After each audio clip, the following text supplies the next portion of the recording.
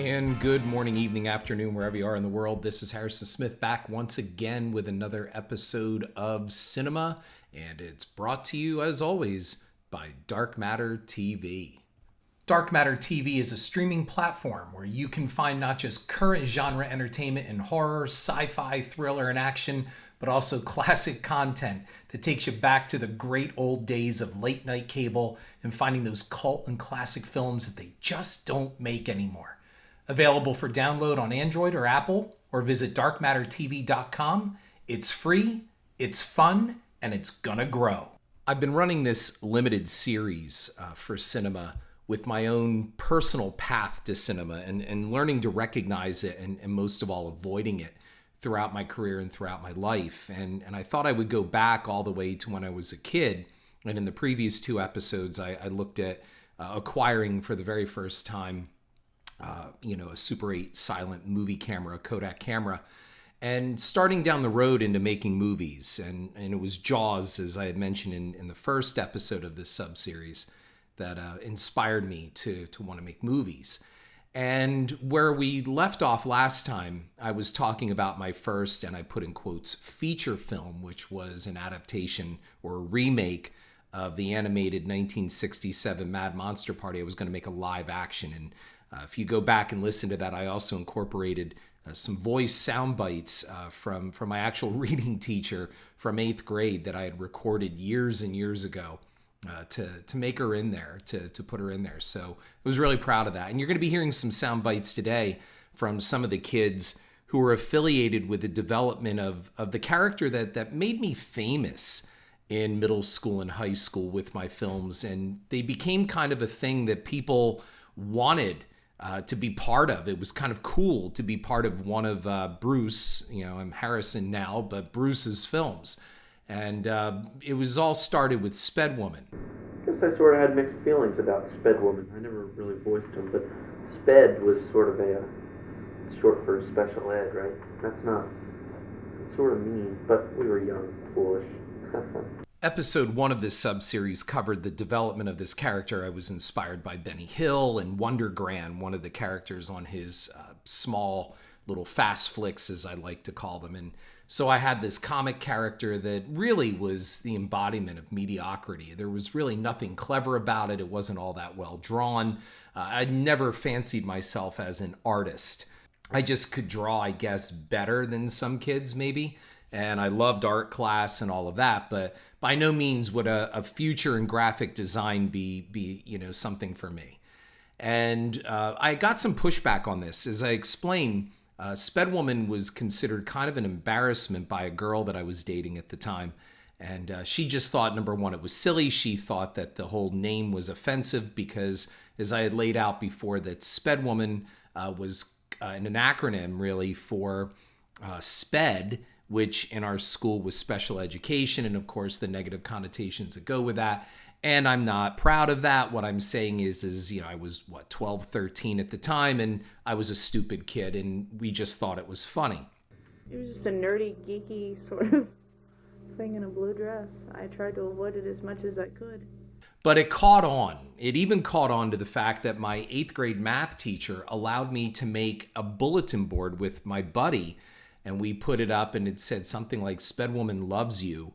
What this had to do with math and algebra, I don't know. But it was 8th grade, and I remember she was so upset, my girlfriend was so upset by this, she was going to break up with me, that bulletin board went up. And it almost seemed like a thing that I wanted to do to just keep rankling her about it. And I had just walked in from gym or something, I don't know. And some sort of SpedWoman display was going up. And my heart just fell. At that moment, I knew that I couldn't deal with it. I couldn't deal with someone wanting something that badly, instead of wanting me solely. The whole reason that I resented it is that I couldn't understand why anyone would find it funny, and it took me years to find it even the slightest bit amusing. So now what do you do? I mean, how do you bring this to life? And most of all, how do you make it any good? And the answer is you really don't. You just kind of push forward and you make it. And that was the theme of the first episode of this sub-series, and that is just get out there and freaking make something. And that's what I was doing. I can't say that this was high cinema. I can't say I was Steven Spielberg blowing up model trains and and making something truly cinematically spectacular. But living in a small town in the Poconos, it was probably more than what most people were doing. Now that is already a sign of cinema. My goal really was to entertain, so we had to find an outfit that resembled the comic character. You know, a comic character that really only a handful of kids really knew. So it's not like the rest of the world was waiting to see how this comic character would be adapted to live screen. And my mom had this old house dress from the 70s. It was like royal blue, and it had this fuzzy collar and fuzzy cuffs, like really just, I guess, bad cotton, you know, kind of thing, or wool. And my mom, to the day, I swear, till the day she died, denied that she ever had that. It was hers. We got it out of an old wardrobe. It was definitely hers. And I have pictures of this, and you are going to see a link. I posted a link in my show notes to these episodes that you can watch. And yeah, that blue house dress definitely was my mom's. Now, we did some test shots because SpedWoman had this really white frizzy hair, like almost like a white old lady afro. And we bought a wig at some Halloween shop or up in the mall somewhere. And we put it on my brother. And the problem was, number one, the wig kept flying off because there was a lot of action. SpedWoman had to run around. She had to fly on a bike and jump on cars. And the wig just kept popping off. No matter how many bobby pins we put in it, the wig was sliding and his brown hair underneath was showing. And I forget how it happened, but somehow we found an old Pabst Blue Ribbon hat. It was like a Gilligan hat kind of thing. And that seemed to work. So we slapped that on my brother, and that damn hat, it was like Indiana Jones. That freaking thing never came off unless you took it off. And that became SpedWoman's outfit. And here's the best part. I still have the original wardrobe to this day. It's in my basement, packed in a box. And I always said one day it'll be in the Smithsonian, you know, right alongside Indiana Jones's hat, jacket, and whip, or Judy Garland's slippers, but dare to dream. So we found the outfit. And then the goal is to truly entertain. The plots were stupid. The plots were simple. SpedWoman finds bad guys beat up SpedWoman, SpedWoman comes back and saves the day. And in between, there would be a lot of fast motion, really quick scenes, you know, for comic relief, and even a few special effects. At first, I tried to use Christmas tree garland to look like lasers coming out of her hand. And it just looked really bad. So I just figured out how to do lasers by animating each frame with a needle. And I had an old Mickey Mouse light board. And I would lay the film out, and I had a magnifying glass, and I would look at the frame, and I would scratch, looking to where my brother's hands were, and starting the dot there. And each frame, the dot would become longer and longer and longer into a straight line. And that's how I created my lasers. And I swear, it took like 2 hours to do 5 seconds of lasers. But we got lasers. Now, here's the catch. The whole thing was silent. That was the problem. So you had to rely heavily, like a Buster Keaton or a Harold Lloyd kind of movie, that it just had to be silent. You had to rely on the visuals. So SpedWoman started out as a visual medium with no reliance on sound effects. It was only around the middle of my junior year in high school that the video revolution was starting, and we're going to get into that. That's the episode for today. And I had a buddy who, I swear, in my eyes, was a genius. This guy was in electronics, a computer genius before computers were even doing anything. When we were still running Apple IICs in our computer classroom, this guy was way ahead of the curve. And he said to me one time, he said, listen, we have a video camera at my house in my dad's basement. And, you know, we can take your movies and we can transfer them over to video and add sound. And I was like, what is this sorcery? I would love to understand this. So one night I went over to his house. I drove to his house, brought my films, brought my projector. We shot them up on a wall. He set up a video camera and he recorded them. And they ended up on VHS tape. And I thought, this is amazing. Now I can pop them in a VCR and show them. But wait, there's more. Lee understood sound. And he had a portable video deck, I remember, that also had audio dubbing. You could take a microphone or an inline, and plug it into this VCR and add your own sound and music. And it had 2 channels. I mean, I know all of you sitting there going, ooh, that's amazing. In 1983, it is pretty freaking amazing. And we would sit in his basement, and I added all the voices. I did all the, they were very cartoonish voices, like, oh, SpedWoman. And I was doing that kind of stuff. Lee was adding sound effects. He had a 2x4 that he would hit this big mayonnaise jar with. It was like a plastic jar, and it would go doing. So when, that was an impact sound, when somebody got punched or hit on the head with something. And the sound just changed everything. Now I really had Benny Hill movies. And now I could show them in school without before. I mean, I'm not kidding you. I used to haul this movie projector in this silent Super 8 movie projector, draw the shades in like my English or study hall classroom, and put these up on the screen. And they were just silent. All you heard was the projector sound. Now I could take a VHS tape, pop it into any VCR on those carts, and in 25-inch luxurious color and sound, my friends could watch, and they were a hit. Suddenly, I had people asking, could I be in one of those? Could I be in a SpedWoman movie? And the best part was, my senior year, we had a Japanese foreign exchange student. His name was Aki. And Aki loved these things. And he asked me, could I be in SpedWoman movie? Absolutely, dude, you can be in a SpedWoman movie. And we put him in. And of course, racially motivated, we named him Banzai. And, our one villain one of my best friends and my vice president in my junior and senior year, he was Japanese American, and he was Emperor Ninja, of course. So yeah, we hit all the lowest common denominator levels, which by today's standards is, cultural appropriation and racial and racist and everything offensive. But at the time, it was 1983, so nobody really gave a shit. So we ended up making these things, and they turned into a series. I mean, 1 became 2, 2 became 5, and they just kept moving forward. And I ended up entering them on some contest for our local TV channel, a cable channel. I won. And, the truth be told, I was probably one of the only people to enter this stupid thing.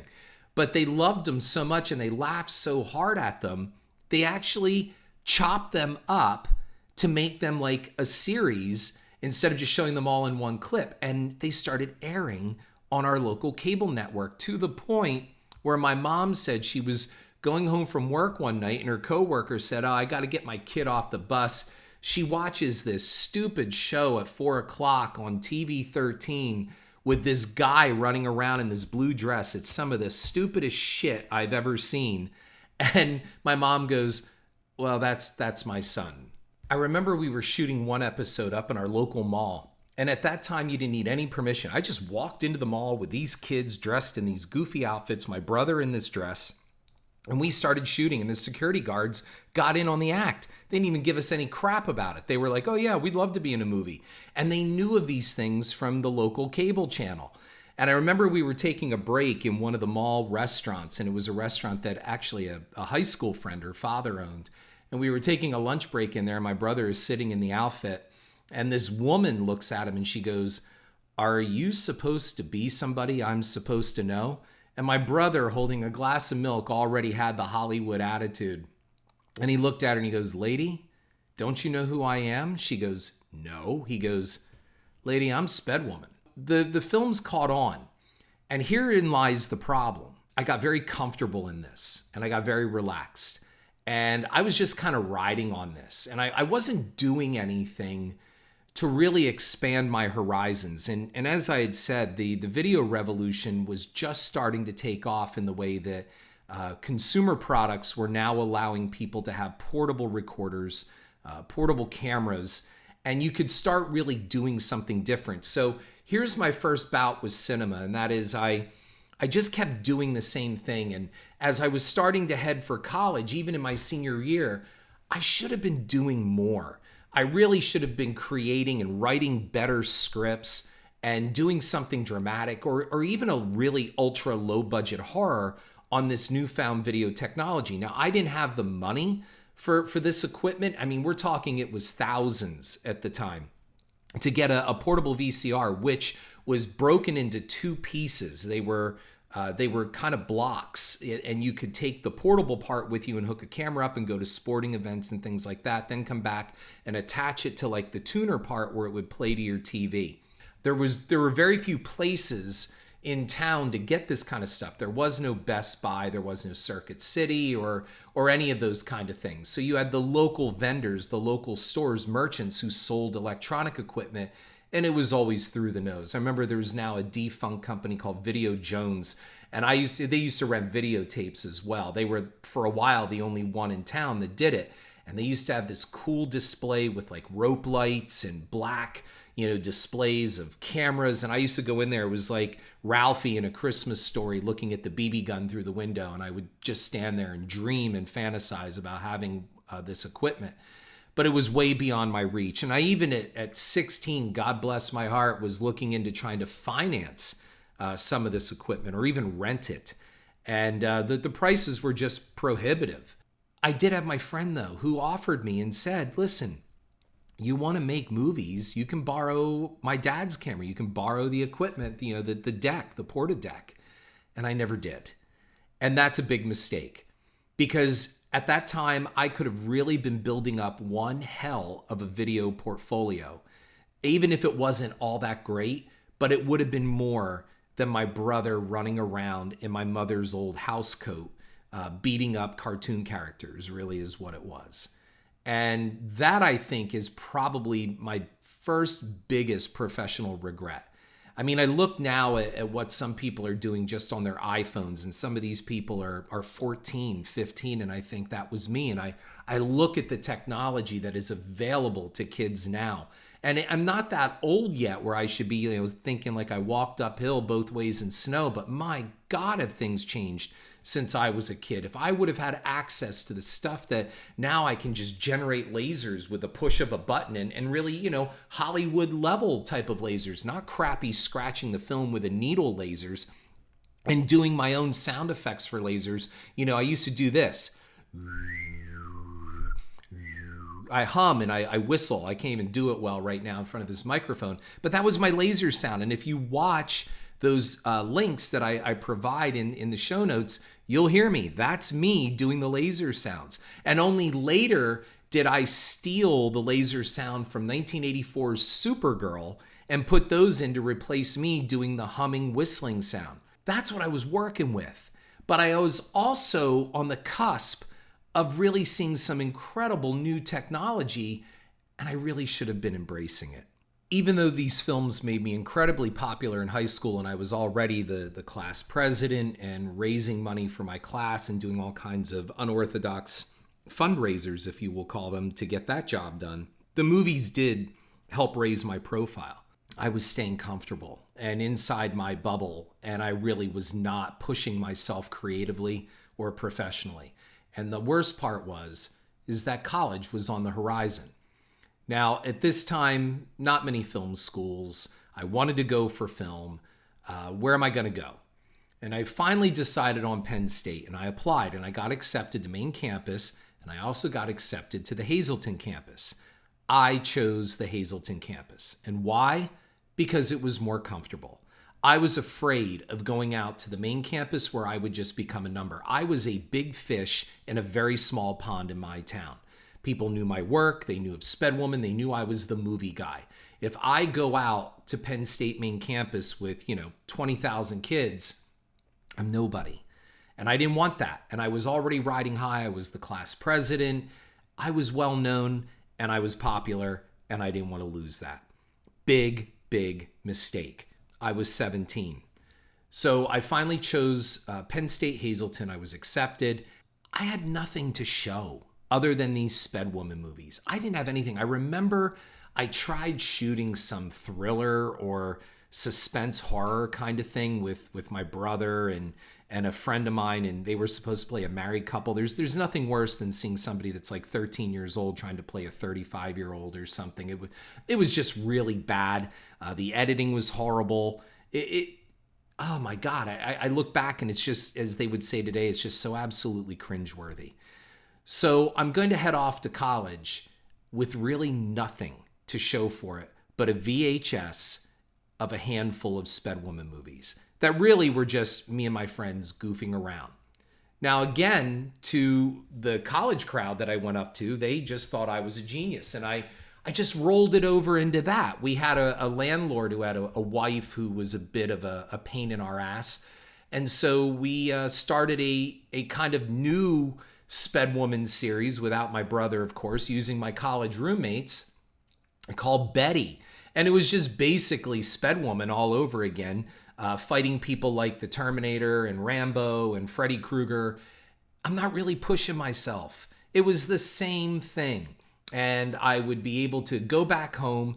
I adapted them. I shot them on film, adapted them to video, would come back after the weekend and enthrall my friends in the apartment building with what we just shot, a couple weeks before. I remember one night it was snowing and we went up to the local Acme store and we shot in there, again, asking no permission, just walked in with a camera and just started shooting. I'm not pushing myself. And most of all, I'm at college and I'm not pushing myself educationally or academically as well. I met a hot cheerleader who lived down the hall, got involved with her, and I just was not going to class. I was partying, and I just thought that, hey, I'm the guy who made SpedWoman, and all is well. I'm going to be fine. I'm going to hit it big. I'm just waiting for Hollywood to call me. And that was a huge problem, a big problem. While I knew all of my stuff about films, it was not translating academically, and I simply was not showing up to class. My roommate, I remember, would come in my room. This girl is in my bed, and he would say, dude, we're going to class. Are you coming? No, I'm not going up. I'll catch it later. I'll go tomorrow. That kind of attitude. And I was already experiencing a kind of personal cinema right there. I was killing my future, and I didn't realize it. And I'm going to make it very clear on this podcast for anybody that's far younger than me that's listening, and you might happen to be in school right now, in college, go to class. I am telling you, every single day, I think about screwing up my first round of college at Penn State. My God, if I had just gone to class, how much better would things have been? And I get people that argue, well, Penn State isn't really known for its film program. Really, how much better would you have been? You might have just ended up going off to teach it somewhere at a community college. And you know what? Maybe. We'll never know. That's the catch. But I knew in my heart of hearts, I was not pushing myself. And I knew deep inside, I really didn't have much to show for it. So the first semester was really nothing more than a party semester for me. And I wasn't going to class, and I wasn't doing all the proper things, and I was messing with this cheerleader and, having movie nights and all that stuff and acting like I was a big shot. And then it came time for the reckoning, and that is grade time. And at the end of the semester, we had to do a paper in English, and it was to define a word as deeply and as detailed as you can. And the word I picked out of a hat was the word bad. And I'm telling you, it was probably the hardest I ever worked in that first semester of college for this English professor. And I wrote, and I kid you not, a 16-page paper complete with footnotes defining the word bad to the point where it just probably couldn't be defined any further and broken down. Footnotes, the whole thing. I thought it was a work of art. Again, I'm Ralphie from A Christmas Story with my theme. It's going to be an A+++++, all around the room. And I walked in and I took that paper and I dropped it off, and the professor looked at me and goes, Mr. Smith, nice to see you, because I had not been in class. I mean, I think maybe I came to class 3 times. And what I would do is they gave out syllabi in the beginning of the semester, and I just looked at when the tests were, and I would just show up for the tests. That's what I was doing. I wasn't really coming for the content and for the learning. I would show up, take the test, and it was, I thought, which I was, according to the test, I was pulling a B, low A. And the guy said, you have a good paper there. I said, yes, sir. I said, I think it's a great paper. I said, I think you're really going to like it. He goes, that's terrific to hear because I'm failing you. And I was like, what? You can't fail me. I have like a B or an A in this class. He goes, oh, no, you don't. He goes, you see, you didn't read the syllabus all the way. You may have read the dates and the schedule, but you didn't read the disclaimer about if you miss more than 3 days of my class without a doctor's excuse, it's an automatic failure. Boom, he got me. And I remember him looking at me saying, have a great holiday. I found out that I stepped on this landmine with a number of other of my professors. And that year, that first semester, I came home with a 1.1 and was automatically on academic probation. Now what the hell do I do? I mean, I was thinking I'll make it up in the second semester, I'll do a comeback, but my heart wasn't in it. And I really didn't want to do it. And I had just broken up with the cheerleader. What did I really have up there? And most of all, my friends were all getting ready to head out in the following semester. They were going to go to main campus. And now with a 1.1, I'm not getting accepted to main campus. So I'm done. And I decided, I guess I really got to make a big change. And the cliffhanger for this episode is that by 1986, I knew I had to head to California. So Psycho 3 was getting ready to open, and it was the winter before it opened, and I made a phone call out to Universal Studios. And that phone call changed the entire course of my life. We'll get into that in episode 4 of this sub-series. So, hope you found this interesting. Expand your horizons. Don't be content to be the big fish in the small pond. This is Harrison Smith with yet another episode of Cynema, wishing you well wherever you are in the world, and I look forward to continuing this story next week. Thank you. Check out my cinema blog on horrorfuel.net and download Dark Matter TV for your Apple or Android devices.